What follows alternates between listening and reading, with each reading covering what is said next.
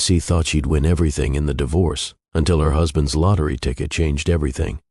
Before we dive into today's story, make sure to hit that subscribe button and give this video a thumbs up. I gave him the best years of my life, Melissa snapped, slamming her wine glass down on the granite counter. She paced the kitchen, designer heels clicking against the marble tile of the house she'd fought for during the divorce. The house was hers now.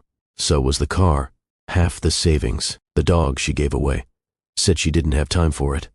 And Daniel? He was supposed to disappear, fade into irrelevance. He hadn't fought back once during the proceedings.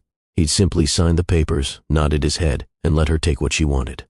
But now he had 12 million reasons to smile. The Powerball numbers had been announced just 2 weeks after the ink dried on their divorce. Local news stations had a field day. Quiet mechanic from Riverdale wins $12 million jackpot. Daniel's face, slightly awkward, always humble, was suddenly everywhere. Melissa nearly choked on her Pinot Grigio when she saw the photo. She grabbed her phone and called her lawyer. She has no case. That's what Daniel's lawyer said the first time they met in court, but Melissa disagreed. She was angry, furious, and absolutely certain she was entitled to part of the winnings. After all, she and Daniel had been married for 12 years. That had to count for something. They bought the ticket while we were married, she argued. And I supported him when he was earning next to nothing. I paid bills, cooked, cleaned. That money is mine too. But the timeline told a different story. Daniel had purchased the ticket 3 days after the divorce was finalized. The winning numbers weren't even drawn until a week after that. By every legal standard, the money was his. Still, Melissa sued. The courtroom was quiet except for the shuffle of papers and the low murmur of lawyers arguing over dates and statutes. Melissa sat in a sleek black dress, her jaw tight, eyes narrowed. She stared at Daniel like she was still trying to figure out how the man she dismissed could be so lucky. Daniel sat calmly beside his attorney, wearing a simple gray suit.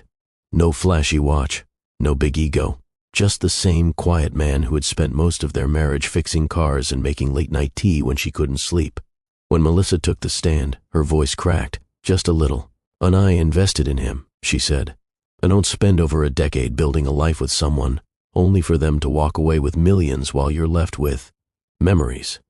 The judge listened, but the law as always was cold and precise. Daniel's lawyer stood and laid out the facts. Sin ticket was purchased on July 17th. The divorce was finalized July 14th. The winnings were not known, claimed, or even confirmed until July 21st. There was no deceit, no hidden assets. This was not marital property. Melissa's attorney argued intent, emotional contribution, shared sacrifice. But Daniel never said a word during the trial. He just watched, quiet, steady, like he always had.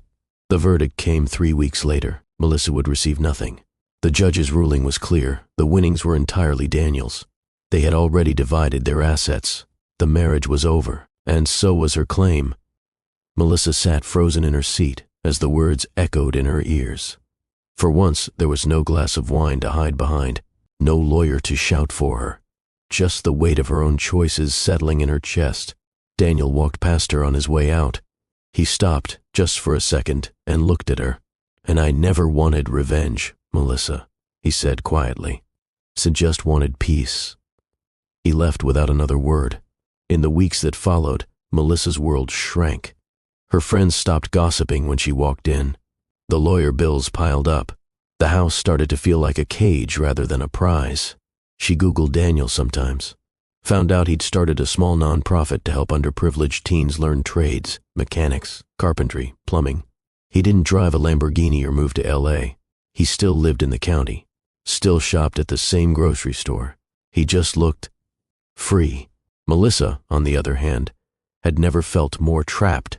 One afternoon, Melissa sat in her car outside Daniel's nonprofit. She didn't go in. She just watched him laughing with a group of kids, sleeves rolled up, grease on his hands like the old days. She realized something then. It wasn't the money that made Daniel rich. It was the life he'd built after she let him go. And it wasn't the verdict that stung the most. It was knowing that she'd walked away from a man who, even without a dollar to his name, had always had everything that truly mattered. Sometimes, life has a way of humbling the proud and lifting the quiet ones. Daniel didn't fight with words. He let truth and timing speak for him. And Melissa? she learned the hard way that you can't always calculate life's twists. Thanks for watching. If this story moved you, share it with someone who believes in karma. And remember, quiet doesn't mean weak.